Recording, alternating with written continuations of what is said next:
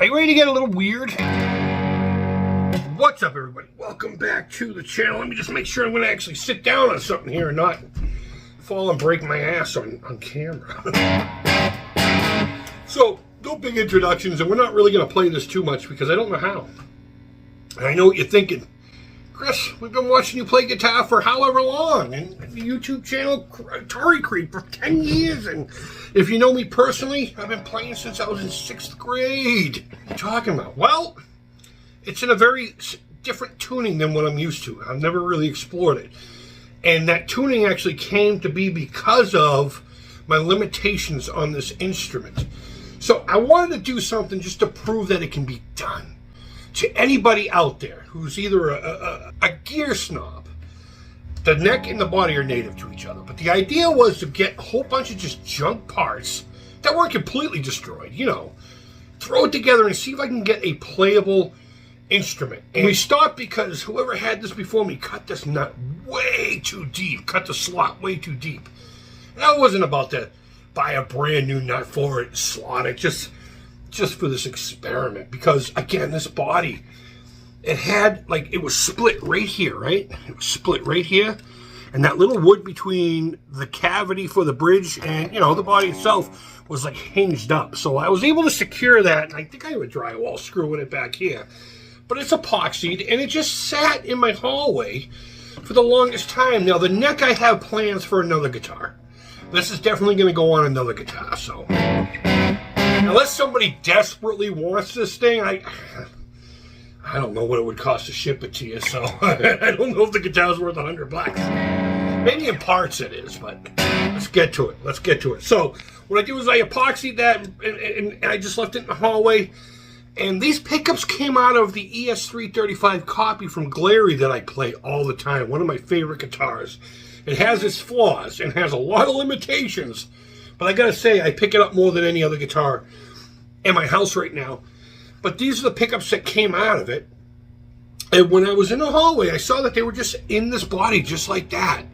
You know, and I was like, you know what, the black with the chrome like that, a little bit of a gap, it gives it kind of a really rad vibe. You get a little bit of a nice swan thing going on here from Kramer, a little EVH kind of ingenuity. I wasn't really going for that kind of vibe, but it just happened that way. So I said, you know what, let's grab a whole bunch of pieces. Let's grab a whole bunch of pieces to prove that it can be done to anybody who truly wants to play, and for whatever reason, they can't pick up a guitar. I mean, guys, I find free guitars all the time and $30 guitars. And a lot of times when it comes down to not having the dough to get started, look for those. Go online. Learn how to play around with things. Learn how to fix. Learn how to set up. Learn how to do this. Because I'll be honest with you, with the exception of a couple of little things, there is nothing hard about a guitar. There are some things you do need to learn as far as like straightness and you know, setup and stuff like that. But this isn't rocket surgery. It's a plank of wood. My buddy who he runs a business called Bird Song Guitars. He builds short scale basses down in Texas. He used to own a shop here in Melrose, and we would just hang out there. It was one of those really rad places where you could just sit on the couch, drink a few beers at the end of the night, you know, and everyone's just playing. You know, we're just all having a great time with it. He would say all the time that an electric guitar is an end table with strings on it. And I'm about 60% with him on that one. There is more to it, but so I gathered all these parts from around the house. This bridge came off of God knows what. I got so many of these cheap Fender 6-screw style tremolos. And I said, you know what, we're not going to set it up as a trem because I don't know how stable this is, and I really don't care to. So I screwed it down, but I put a ton of JB Weld underneath it all the way. That's not going anywhere. I don't care how much tension you put on this thing. You will snap the neck and the body here before this bridge comes off. So you could use whatever you like. I wasn't sure if the neck was even going to straighten out or, you know, adjust. It's kind of tough to determine that unless you're doing your thing. And it works just fine. Now, I didn't intonate it because, again, I don't plan on keeping it like this. But I think I'm going to have a little bit of fun with this before we take it apart. So we have 2 volumes, no switch, no tone, and The idea was to have independent volumes, and somewhere, somehow, I screwed it up, and we'll get to that. One became a master volume, and the other one, when engaged, reversed. Reverses the, I guess, your polarity. It puts it out of phase. It's kind of interesting. Not in a greeny kind of way. It doesn't make it louder. It actually gets a little thinner. But I can see a lot of applications where that would be favorable. These pickups sound great. I'm surprised by it. I mean, they're a little thin. They have a little bit of a hollowness to them. They get the job done. They sound fine. It's like the motor running, but there's no one behind the wheel. There's no true substance to them. But they do sound fine. And the only reason I swapped them out is because I wanted to put the double cream bobbins in it to give it kind of like a Les Paul KM vibe. Plus, those pickups came out of my V from 1978, 9, whatever it was. They just sound great. They're microphonic, but they're flipping amazing. So I put these in with like little just drywall screws. It's, I was not nice with this thing at all, not even a little. So I got it all wired up. I even put this in here just for fun. It's really got no function. I don't think there's no wires in it. In fact, if you really look, there's a red piece of tape in here holding all the wires out of this area. That's part of the original pick guard. I was going to cover this up, but I'm like, no, I kind of like the EVH kind of thing going on there.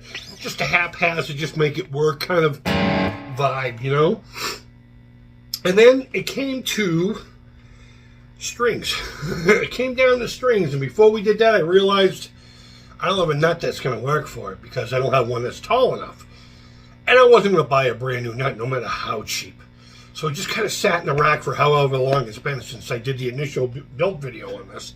But this video is about showing off the end results before I destroy it or sell it. I wouldn't buy it. I haven't intonated it because, again, I'm going to be taking it apart. But then I said, you know what? I'm just going to take some styrene. I just took sheets of plastic styrene, glued a couple together, cut it about the same size as the nut, and I just cut the nut as if I was making any other nut. And it doesn't sound great, but it's doing the job. Don't be afraid to play around. A nut is not rocket science either. Came down the strings after that, and I was like, I don't want to waste a whole set of strings on this. And I remembered I had a set of 9s missing one string. I believe it was the high E. I can't remember exactly. And I said, you know what? I don't have any 5-string guitars in open G. I wonder why that is. And that's because I don't know how to play open G.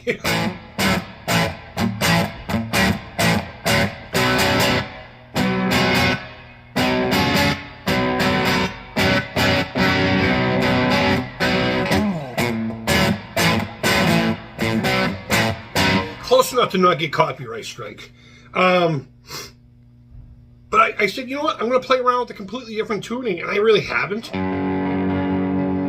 But I'm going to. You can do an open G tuning with 6 strings. You just lower string number 6, I believe, down to D. But people like Keith Richards uses this a lot. Jimmy Page. He actually owns a guitar that I used to play, though, according to the owner of the company. He came in, he was fiddling around with the guitar that's in our shop that we used to, sign out for, weekends and stuff and record with, and then we'd have to bring it back on Monday morning. I guess he liked it, and he just took it home with him. Who's going to say no to Jimmy Page?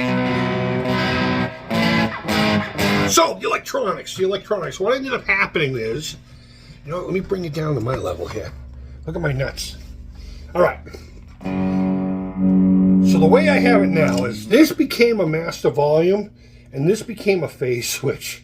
I believe this is connected by accident to both of them. So when you have that off, it's mostly this pickup and a little bit of this one.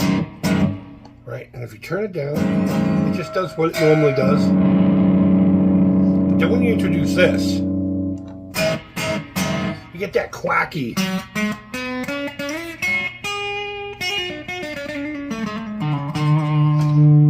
And then if you push it back down there, you got a ball else to the wall. So, rather than bore you with me sitting here trying to figure out how to play the thing, and the great thing about open chords is you can just put your finger over it and you have a chord. And then you can do it again down here.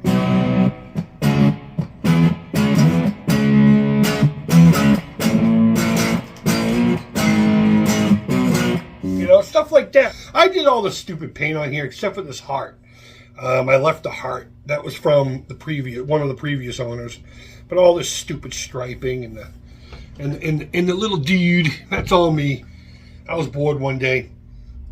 This is just gaff tape because this pick guard was snapped here when everything went like this. So it turned out that a lot of parts actually belonged to this guitar. It wasn't as random as I was kind of hoping. I don't know if the bridge was. I actually kind of like these saddles. I might save these saddles for something else. But either way, this is the Jalopy completed before destroying it. It's got a decent little deal going on. It rings loud when you play it without the amp. I'm not even gonna bother with any clean tones. I just wanted to talk about the guitar.